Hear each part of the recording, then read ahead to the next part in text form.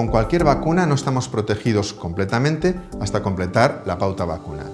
En el caso de la vacuna de Comirnaty, la vacuna de Pfizer-BioNTech, esa eficacia del 95% se establece a partir de 7 días de haber completado la pauta vacunal, es decir, 7 días después de haber recibido la segunda dosis de la vacuna.